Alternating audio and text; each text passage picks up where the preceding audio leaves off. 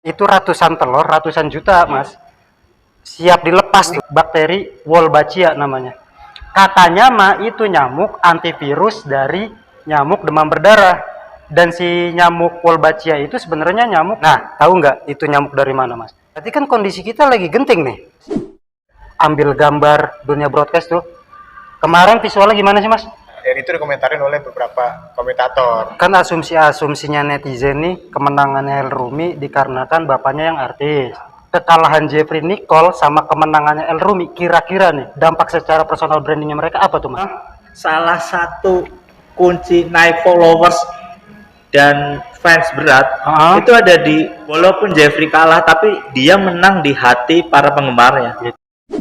Balik lagi di Prasanggi Story Channel, kali ini di program Kongko Apa Bae. Gue udah kedatangan yang dulu talent pertama di episode pertama Kongko Apa Bae, kan ada Bang Jul nih. Setelah 4 bulan tidak bertanggung jawab tanpa adanya kemauan ngonten Ria lagi Parah, sekarang. Jul parah. Nah, Lu ninggalin temen lu 4 bulan, buset. 4 bulan coba kalau di scroll Lu tuh harus selamatan dulu, Jul, kalau sampai 4 bulan itu, Mas. 7 bulanan selamatan, Mas.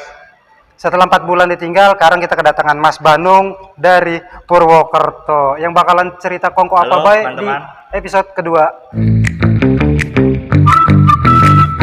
Nah, berhubung ini Kongko Apa Bae, kita bicara apa bae bebas, Mas. Setelah saya ngonten kan selama ini selalu monolog, Mas. Iya. Awal mulanya begitu, maka saya tarik lajur kipal, saya buatkan program Bagus. Kongko Apa Bae dengan harapan kita bisa ngobrol bareng 1, 2, 3 orang. Ternyata setelah 4 bulan dia nggak nongol lagi itu ngisi program. Menurut Mas Banung gimana tuh? Wah, kalau itu parah sih. Bukan parah. Lu kayaknya sibuk banget sih, Jul. Gak mau nih Iya. bantuin Prasanggi. Enggak, karena Buset. gue lagi cari materi yang lagi tren di zaman sekarang loh, Mas. Yang lagi viral-viralnya itu loh. Gue bingung mau bahas apa tentang dia gitu. Sedangkan dia sibuknya tentang Bekasi Cikarang. Iya, itu kan pada program Tuang Cerita tuh yang kalau saya monolog, Mas, berisikan program sejarah dan lain-lain lah ya cerita saya. Ini kan udah khusus dibikin buat dia itu. Karena adanya Jul Kipal itu nongol program Kongko Apa Bae. Wah, berarti lu dong, Jul, yang kagak mau Oke, support. daripada dong. kita mau berpanjang Iya. ya. Siap. Nah, saat ini kita kan habis menerima bukan kekalahan sih, Bang, sebenarnya. Kita menerima berbagai Menelan pil hasil. pahit, menelan pil pahit. Menelan pil pahit. Pil Karena pahit. kita di Konteksnya Indonesia kalah. bukan Indonesia kalah, kita berbagi menang ya? angka dengan Filipina. Seri ya? Itu menurut Mas Bandung nih. Mas Bandung kan podcaster banget nih. Ngerti banget bola, si anak bola Iya, dia. jadi Mas Bandung ini kalau gue boleh kenalin udah berpengalaman dalam hal broadcast di liputan terutama olahraga ya, Mas ya. Ya. Nah, jadi bukan Sedikit bukan sembarang narasumber yang kita hadirkan selain Jul Kipal ini. Enggak sih, Karya-karyanya udah banyak loh Wah. yang bisa kita tonton aslinya. Iya. Salah Ada satunya Wonderful Indonesia, apa tuh? Tayangnya di mana? tayangnya di televisi gede lah. Oh, wah. Terus dia juga pernah garap program-program ya kayak Tapi jangan sebut merek ya. Nggak, Gak enak sama Nggak tetangga enak. nih ya. banyak. Tapi kan ini cuma di YouTube. Oh iya, nggak YouTube saya. Jadi suatu kehormatan saya kedatangan Mas Banung Siap. yang sudah berpengalaman di bidang broadcasting sudah puluhan tahun nih, Mas ya. Ya. Nah, balik lagi tadi menanggapi hasil imbang yang diperoleh Indonesia versus Malaysia. Filipina. Filipina, iya. Biarin, ntar biar diserang sama netizen. Sebenarnya kita memang sedikit, kalau boleh dibilang, bersedih sih kalau gue bilang, Mas. Karena kondisinya kita harusnya bisa minimal 2-1 lah, walaupun selisih tipis, tapi kita bisa mengambil angka yang cukup signifikan. Tapi ternyata di babak pertama aja kita sudah Kebobolan. habis diserang. Itu Karena faktor apa tuh? Faktor terbesarnya menurut pandangan Mas Banung. kalau menurut saya sebenarnya Indonesia sudah bermain cukup apik.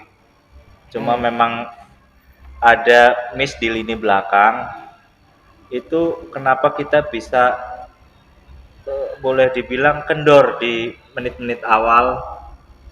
Itu yang membuat kita jadi tertinggal 1-0 di babak pertama. Tapi beruntungnya memang di babak kedua walaupun kita sedikit keteteran, tapi cukup bisa mengimbangi, akhirnya dapat skor 1-1. Yang ngegolin Sadil. Sadil dengan ya teman-teman semua tahulah viralnya selebrasi dia yang sedikit Ini memprovokasi, provokasi. tapi nggak apa-apa, itu membuat semangat Iya. Garuda Muda jadi lebih Garuda terpicu. senior mas, Oh, bukan iya, muda. Garuda senior. Ada sih yang muda. Iya. Berarti itu bukan kesalahan dari pelatih kita, bukan? Kalau dari pelatih sih mungkin lebih sebenarnya sudah tepat, tinggal memperkuat lagi di babak-babak kedua, menit-menit akhir bisa lebih gencar lagi kalau bisa. Tapi gue sih bang ya, Mas Bandung ya, menyoroti lapangan tuh yang dipakai kan lapangannya sintetis. Lihat aja tuh kalau main kan banyak apa sih butiran-butiran karet hitamnya tuh yang sampai embul tuh. Nah, lu pernah punya pengalaman main di lapangan sintetis kan ya, fan football ya? Oh iya. Nah, Kalau main di lapangan sintetis itu kita kalau yang lu lihat Karena- visual di TV iya. tuh, karena itu enak banget gak sih? membol bolanya itu beda sama di tanah. Ya, Ya.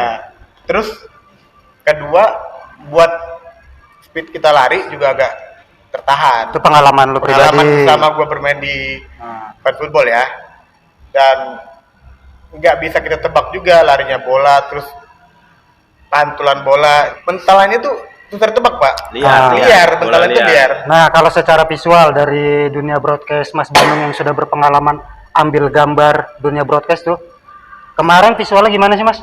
Secara broadcastnya itu ya? Ya sebenarnya nggak dipungkiri sih, kadang dari segi visual rumput sintetis akan lebih baik karena Iya. dia bisa rata dari ketinggian rumput, dari biasanya kan terlihat tuh ada garis-garis begitu, akan terlihat lebih jelas. Cuma memang saya kurang paham tentang hitungannya rumput sintetis itu bagi pemain seperti apa? Iya, Apakah kan berbeda atau kan dalam kompresnya tuh Sintayong ngeluhin karena dia perjalanan jauh pulang dari Irak, menelan kekalahan, secara perjalanan jauh, lapangan juga sintetis, kita nggak adaptasi, belum bisa beradaptasi lah. Cuman secara visualnya gitu ya, kalau dalam broadcast, saya lihat kan kagak hijau tuh mas, butak banget gitu. Itu karena kamera di sananya. Kameranya. Karena ya kita lihat ya perbedaan gambar di Liga 1 kita dan gambar kemarin yang diambil itu berbeda jauh. Nah ngomongin kamera, kalau di Liga 1 biasanya nih pakem kita secara broadcast itu pakai berapa kamera sih mas? wah standarnya banyak juga, ada yang 12, 13.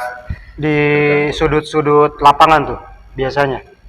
eh, Tengah, sebenarnya ada master gambar, tengah, master yang di tengah, sub, offside, backside, terus ada handheld untuk diarah ke posisi pelatih, ada yang ke penonton. Iya.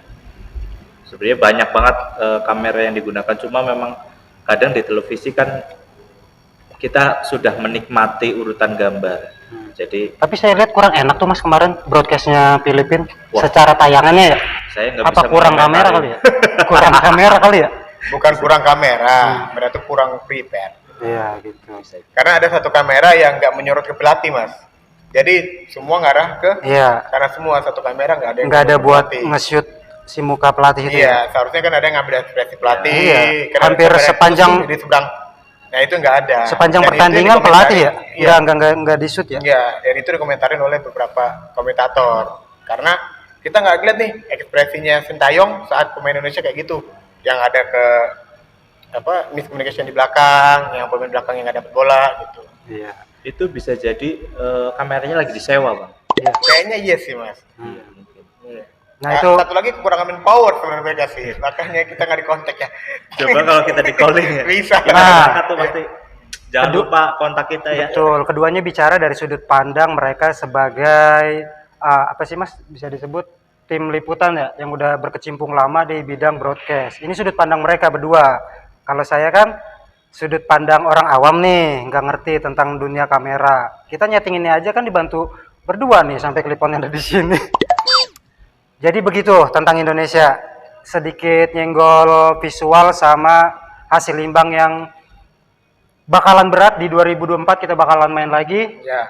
Betul. Nah, ngomong-ngomong pil pahit atau hasil yang tidak mengenakan kan belum lama ada tuh pertandingan yang tidak mengenakan bagi Jeffrey Nicole yang secara pertandingan tinju kemarin. Oh iya betul Ya, ya, ya. viral. Nah, Viral itu. secara angka mungkin secara pertandingan dia kayaknya banyak lah pukulan-pukulan Ya. masuk, tapi di hasil akhir keputusan memenangkan El Rumi. Betul, betul. Pendapatnya Mas Banung Waduh. tentang kemenangan El Rumi. Kalau ini netizen banyak sudut pandang sih. Kalau yang kemarin viral pertandingan Jeffrey Nicole sama El Ruby. Ya. Jadi memang kondisinya dari segi pukulan memang di ronde pertama Jeffrey Nicole sangat ngotot, Benar, ekstrim. ekstrim. Memang dia Karena ngejar. kayaknya mencuri poin di pertama kayaknya dia. Betul. Itu sampai ronde berapa sih Mas? 3. 3. Nah kayaknya di ronde kedua udah kendor tuh ya napasnya. Ya? Udah kendor. Si di Jeffrey. akhir menit-menit akhir ronde kedua udah mulai habis. Kayak kendor kayak bijinya Bang Jul. Enggak Kendor. kendor, Pak. Emang Apa? stylenya emang ke bawah. Oh, emang setelannya begitu Emang stemanya. skemanya begitu. Nah, menurut pandangan lu Bang Jul tentang kemenangan Kalau El gua setuju Rumi. sih sama yang dibahas sama Mas Badung. Karena di awal Jeffrey terlalu ngotot buat ngecari poin. Ah, Dan di di ronde ketiga itu Jeffrey udah kehabisan power, terus kebanyakan dia ngebuka di situ tuh Erumi banyak nyuri poinnya Iya. menurut gue ya. Iya. Karena di beberapa kali Erumi sempat masuk poin itu di ronde ketiga. bukan gara-gara bapaknya Ahmad Dhani. Bapaknya ada juga, ada bapak, ada emak, oh banyak lah itu saat itu. Jeffrey ngelawan Erumi Kan sama Dhani. asumsinya netizen nih kemenangan El Rumi dikarenakan bapaknya yang artis. Oh, Kata netizen tuh Iya, ya kalau kita baca-baca tuh, oh ini mah karena bapaknya ini, jadi secara keputusan dimenangin El Rumi. Gimana Mas? Nggak setuju sama netizen kebanyakan? enggak sih sebenarnya kalau saya sendiri setuju dari hasil juri karena memang El Rumi mengambil poin-poin yang bagus. Maksudnya dalam arti kalau segi visual memang babak pertama sudah terlihat dari Didominasi Iya, sama Jeffrey Nicole. apalagi di yang kedua itu ada luka di bibir kalau nggak salah. Iya, Walaupun sudah pakai face guard ya. Nah, Itu yang membuat mungkin netizen mengira bahwa Jeffrey yang bakal Menang.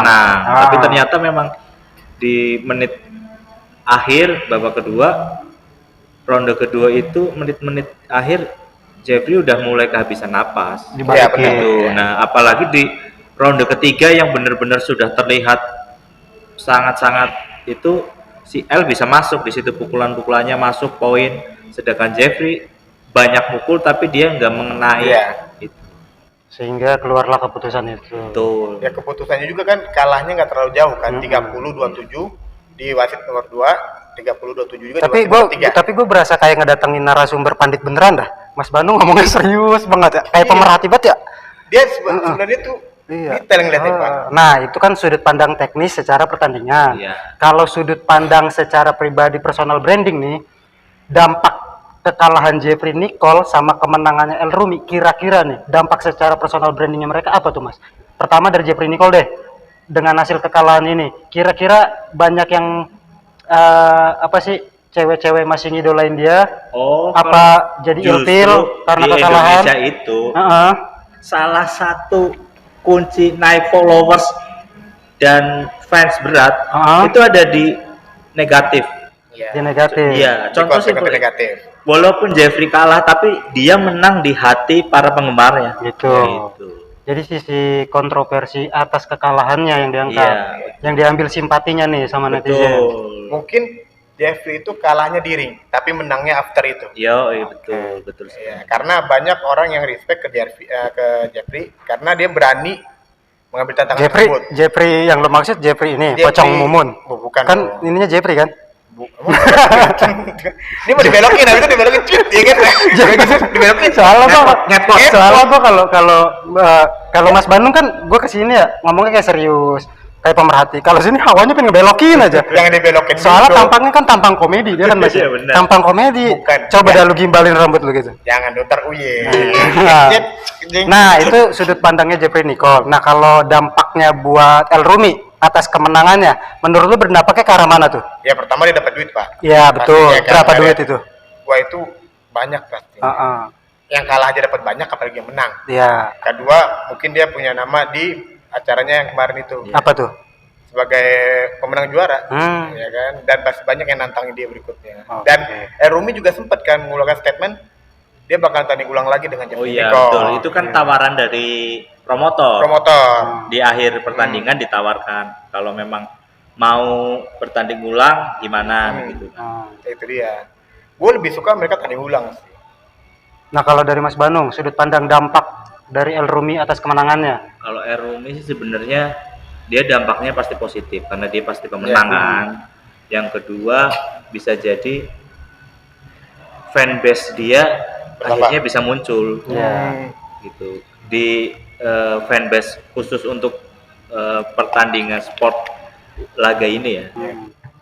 Jadi sporty banget ya brandingannya si El Betul. Rumi ya. Kan dia banget. punya klub pan football tuh, Colosseus kalau nggak salah. Ya. Terus sekarang menang tinju. Dah pokoknya gitulah. Cuma nih kalau ngomongin kekalahannya Jeffrey Nicole, gue jadi ingat permainan zaman dulu, Apa? petak umpet.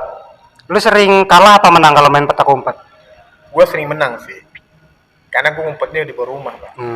Ngomongin tadi game, setelah kita ngomongin game Indonesia, ngomongin game Jeffrey Nicole, sekarang kita balik ke game tradisional. Betul. Salah satunya tadi yang udah kita sempat singgung, petak umpet. Nah, ngomong-ngomong punya pengalaman menarik nggak saat lu main petak umpet? Yang aneh-aneh dah pokoknya. Kali lu lagi ngumpet di gondol wewe gitu kan. Terus sama keluarga lu dikentong-kentongin, nongol lalu di bawah eceng gondok gitu. Kan ada tuh, ya kan? Kali lu dulu dah. Kalau gua dulu karena gua tinggal di pinggiran pulau ya, pinggiran pantai. Kalau kita main petak umpet itu kebanyakan kita ngumpetnya di laut. Oh. Kampung lu di daerah mana, Bang? Bengkalis. Bengkalis. Itu daerah Itu Kepulauan Riau. Kepulauan Riau. Kepulauan Riau. Itu pokoknya lu 2 jam ketemu laut, kanan 2 jam ketemu laut, nggak gede pulaunya. Hutan bakau, pinggir pantai mainnya. Wah, gila, Mas. Nah, kita ketemu ular. Waduh. Kepiting? Ular kita ambil ya, terus kita tarik. Kerak. Kita biarin. Lu special force dulu udah dari kecil dilatih Wah, dong. udah Mas. Survival. Orang kota. Ngambil layangan, itu ngambil perumahan paling. Lari ke rumah, lari ke kampung. Kita ke hutan bakau, Mas. Tambak-tambak ikan, tambak-tambak udang, kita loncatin. Buat ngumpet layang doang. Ini kayak Ninja Hattori dong lu. Wah, Ninja Hattori belajar dari kita, Pak. Oh iya. Kan ada tuh lagunya Ninja Hattori. Gimana? Mendaki gunung, lewati lembah. Gua nggak ada lembah. Oh, enggak ada lembah. Ada layangan. Adanya pantai tadi. Bakau. Begitu. Itu yang paling pengalaman yang gak lu lupain saat main petak umpet, selain tadi medan perang yang lu hadepin tuh di daerah Riau tadi. Nggak ada sih, kita kebanyakan petak umpet itu cuma selingan doang sebenarnya kita mainnya sih. Kita kebanyakan mainnya renang. Iya, soalnya kan petak umpet ini lagi dibicarain ya Mas. Iya. Mengenai ya tadi kita kan anak Gen Z ini kan udah Gen Z. Gen Z, Gen Z, bisa. Gen Z. Gen Z mah buat listrik ya, buat kalau mati lampu. Genset itu Bang, genset. Yang diontel kan diontel. Iya. Nah, Bukan. karena Gen Z tadi itu udah mainannya sama gadget, Iya, betul. ngangkat lagi nih petak umpet. Nah, pengalaman Mas Banung sendiri ada yang berkesan atau Wah. aneh? Kalau dari gua sih kelihatan, padahal gua kelihatan masih muda kan. Muda banget. Mudah banget Mas, film sepantaran umurnya Mas ya. dulu ya? Saya kan umur 21. Bang Saya Jul, itu emang fisiknya tua, tapi umurnya masih ya 23 lah. Mas Bandung 25. 17. Oh, 17. 17 baru jalan itu. Malah muda Mas Bandung. Di 25 ya. Nah, ada Mas pengalamannya Mas? Ada. Nah, ini yang Tapi sorry, kampungnya daerah mana tuh? Dulu zaman masih kecil kan? iya, saya asli lahir dari Purwokerto. Ngapak-ngapak, guys. Nah, salam ngapak dong berarti. Parah. Nah, Hati-hati kita kalau pose-pose sekarang berbahaya. apa tuh? 1, 2, jangan lupa. Dilarang, 3. dilarang. Boleh, Oh, boleh. jangan dah bahaya. Itu politik. muatannya muatan politik. Kalau politik bahaya Mas. Bahaya. Apa sih kan konten bebas aja. Namanya Jadi- juga kongko apa, Pak ya? Kalau kondisi anak-anak sekarang memang sudah kehilangan, kasar ngomong, kenikmatan dalam Dunia. berkumpul. Iya. Kalau anak-anak zaman dulu Yang berhubungan iya, dengan kegiatan. betul, pakai fisik. Mm-mm. Kita main petak umpet yang dulu sangat ramai gitu loh, Mbak. Biasanya kita bener-bener main sampai lupa waktu. Iya. Iya. Itu ngumpet bisa dari sore sampai hilang matahari juga masih ngumpet itu. Subuh. Iya. Karena kayak, oh gue nggak mau ketahuan nih, gue Iya. mau ketebak nih, Iya. nggak mau jaga gue. Digigit nyamuk kayak Bodo amat. udah digigit cicak pokoknya ngumpet terus. Pokoknya sampai emak yang cariin. Betul. Iya. Nah itu juga dulu di Purwokerto itu Iya. karena di daerah gua sendiri Nama kampungnya apa mas? Nama kampungnya Sokanegara. Sokanegara. Buat orang-orang Sokanegara, nih, uang mulu. Nah, Jadi mm-mm. masih banyak pohon-pohon dulu. Ngumpetnya di pohon berarti. Ada rumah-rumah. Dulu pernah gua naik pohon itu dari asar, gua ketahuan tuh habis isya. Hmm. Berarti orang-orang nyariin di bawah, Di bawah, maksudnya gua udah gitu ya? nongkrong di atas udah. Tapi lu ngeliat orang di bawah ada? Ada, itu kuntilanak aja udah sampai minder sama gua. Berarti Mas Bandung di atas ketawa-tawa aja tuh ngeliat Udah diem yang bawah aja. nyariin gitu. Bener, karena di situ tuh deket, jadi ada pohon besar, dekatnya ada kolam, memang di situ Oh. terkenal sedikit. Akar. Ya kalau anak dulu ditakutin sama orang tua jangan ke situ gitu. Kadang ambil kolong wewe. Iya, lah Iya. gua dulu masih sedikit tergolong pemberani lah. Jadi nongkrongnya gue di pohon. Itu Di atas juga. pohon lu panjat. Iya, untungnya kagak hujan. Coba kalau hujan udah di atas pohon hujan. lagi. Pohonnya jenis apa tuh Mas? Kalau masih ingat? Pohon mangga. Pohon mangga. Yang masih gue ingat itu pohon mangga deket kolam. Gue naik tuh dari asar Sampai Berarti- Isya. habis sisa. Berarti sambil nungguin itu anak-anak nyariin Mas Bandung panen mangga dong di atas. Sambil geragotin. Waduh, kalau itu gue musuhan sama kelelawar dong. Temenan dong. Nah, Keren. kira-kira anak zaman sekarang masih nggak ngelakuin petak umpet? Itu dia, memang zaman sekarang. Sepengamatan Mas Bandung aja nih di Nggak, sekitar komplek nggak ada. rumah. Wah, Ada nggak ngeliatin kita sekeliling kita nih main petak umpet? Anak-anak zaman sekarang itu berkumpul sudah pegang handphone masing-masing. Mainnya ini Game online. online, Iya. judi slot, Enggak, belum untuk slot. Belum. Belum. Mereka Belum. belum Paling Depok, gaple mereka, Depok, ayo. ya. mahjong. Ayo. Tapi ya memang itu yang harus mulai Digalakin lagi. Iya, betul. Permainan tradisional itu memang harus mulai dibudayakan lagi, entah itu menjadi bagian dari kurikulum mungkin Bisa. atau bagian dari perlombaan. Dulu kan ada Lomba petak umpet gimana Mas? iya gobak sodor Ya. apa tuh. Tapi terus kalau petak umpet dijadiin perlombaan bisa itu? bisa itu Jurinya gimana nilainya? jadi Paling yang bisa dilombain itu gua zaman dulu ya, kalau 17-an itu apa yang main galah itu apa namanya? Galasin. Galaxy. Iya. Nah, itu bisa dilombain. Itu juga jago tuh, Mas. itu Karena gua jago ngelak. Gitu. Iya. Zaman sekarang nggak ada yang kayak gitu. Sampai Kan sekarang lu kan, seru loh. sampai sekarang kan lu ngelak mulu kan? Ngelak dari masalah. Iya. itu jagonya Jul itu. Iya. Itu tadi kalau ngomongin petak umpet, Iya. yang permainan tradisional yang belakangan kan lagi viral, diomongin lagi tuh, booming lagi lah istilahnya. Yang mungkin sebagian banyak Gen Z nggak pernah main lagi tuh petak umpet, Iya. padahal mah seru banget ya. Uh, Nah, geser dikit yang lagi rame Mas tentang ada nih berita yang lagi heboh. Ngomongin nyamuk. Banyak nyamuk di rumahku. Waduh, Gara-gara kamu malas bersih-bersih. nggak gitu loh punya. Gimana? Banyak yang nyamuk kayak di rumahku. Terus, gara-gara, ya kan? kamu. Malas bersih-bersih kan? Emang malas bersih? ya tidur. Jul. Iya, bener. Malas bersih. Nah, Malah nggak gitu liriknya enggak. Gue yakin nggak gitu liriknya. Lu pasti terdistract sama dangdut, Jul. iya. Kali ya. Iya. Bisa nah. jadi. Jadi nyamuk itu Mas, kemarin beritanya yang lagi rame kan mau disebar ratusan juta telur nyamuk yang sudah diubah lah genetikanya sama bakteri Wolbachia namanya. Kemarin kan rencananya mau disebar di Buleleng, Bali. Cuman dapat penolakan karena informasinya kok yang kurang utuh. Oh, Entah itu kurang utuhnya karena berbau konspirasi sama tadi penjelasan sosialisasinya mungkin kurang ya. Katanya mah itu nyamuk antivirus dari nyamuk demam berdarah. Dan si nyamuk Wolbachia itu sebenarnya nyamuk Aedes aegypti yang ditanam bakteri Wolbachia. Nah, sebenarnya tujuannya kalau kita ambil garis besarnya Mas ya, buat antivirus ngeredam nyebarnya nyamuk Aedes aegypti yang bawa demam berdarah. Ya. Jadi dengan adanya nyamuk yang disebar itu bakalan gak ada tuh virus demam berdarah lagi. Nah, tanggapannya Mas Bandung soal nyamuk Wolbachia. sebenarnya kalau menurut gua sih kalau memang itu sudah ada penelitian dan Ya. sudah ada Riset. terbukti gitu ya bahasanya, kan kita jangan sampai kita mencoba-coba hal-hal yang Baru dalam tanda kutip ternyata malah jadi ya. besar wabah demam berdarah, kan nggak lucu juga. Iya.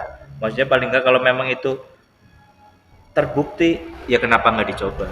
Itu sih kalau menurut gua mah. Tapi menurut penelitian sih, secara penelitian sebenarnya tahun 2002 itu udah dicoba, udah diteliti.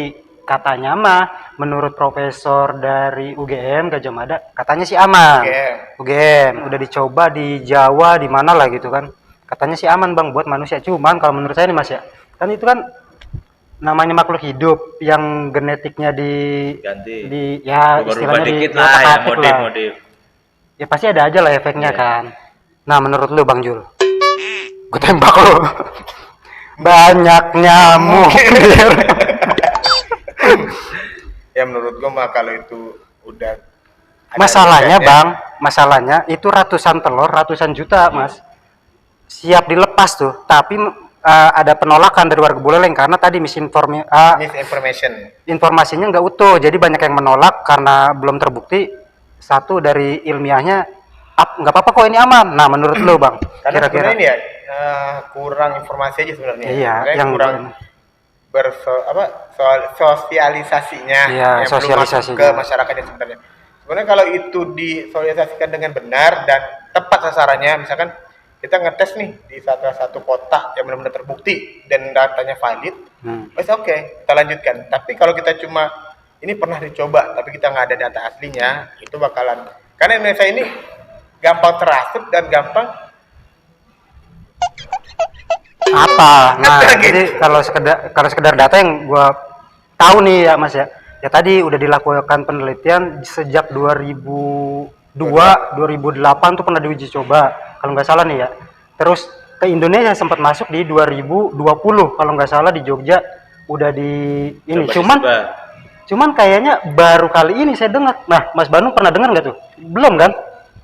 Kalau gua sebagai sendiri sih keluarga. belum Mas. Jawa. Iya. Apa mungkin gua ketinggalan info kali. Iya, makanya kenapa pemerintah juga enggak sosialisasinya menyeluruh ya kan sampai tadi yang di Buleleng. Saya juga bingung sih ya kalau masalah tadi ya penyebab ya, antivirus bisa dibilang ya. Kita aja kan kemarin yang zaman kemarin Covid aja udah begitu, apalagi ditambah nyamuk-nyamuk begini. Nah, tahu nggak itu nyamuk dari mana, Mas? Kan dari Bill Gates tuh. Tahu sendiri lah Bill Gates sepak terjangnya di dunia farmasi ya.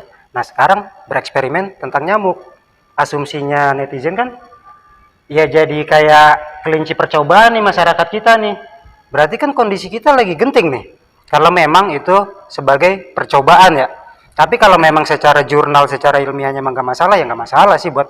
Tapi kalau secara data yang gue baca emang 77% menekan angka DBD yang dilakuin di daerah Jawa tadi. Tahu gue ya yang udah melakukan dengan metode nyamuk itu Singapura, Pak. Ya, itu pernah di Singapura sempat melakukan Oh, iya. riset Tapi- itu, kayaknya tapi gua dia pernah kinetiknya bukan kayak Wolbachia, DBD, tapi Wolbachia. dia buat biarin nyamuk nggak berkembang biak. Oh. Jadi dilepas nyamuk yang baru, ya anggaplah nyamuk mandul lah. Tapi dia nggak bisa berkembang biak, dia menekannya di situ. Ya. Ya tahu gue ya, Singapura sempat melakukan metode dengan nyamuk. Nah kayak Indonesia ini gue baru tahu. Nah, kalau di Indonesia ini mekanismenya si nyamuk lelaki yang disuntikin bakteri Wolbachia tadi, kalau kawin sama nyamuk liar sembarangan cewek, telurnya nggak bakal netes. Oh dijodohin. Nah, iya, tapi kalau si nyamuk betinanya yang disuntikin Wolbachia, kawinnya sama si lelaki liar tanpa Wolbachia, itu bakalan netes telurnya. Nah, secara mekanisme saya juga masih bingung. Nah, yang saya tahu pasti tadi kan dari Bill Gates. Berarti setelah track recordnya Bill Gates yang udah-udah kan berbau konspirasi. Nah, kayaknya konspirasinya bakal kita omongin di episode selanjutnya.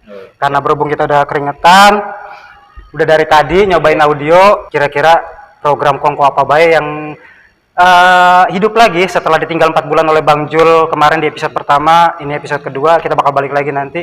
Dengan siapa aja, omongan random, bakal balik lagi di channel Prasanggi Story. Jangan lupa like, subscribe, komen. Mas Banung nih, pasti nonton dia. Ya paling nggak bertiga nonton lah. Paling nggak gitu aja lah dari Prasanggi Story.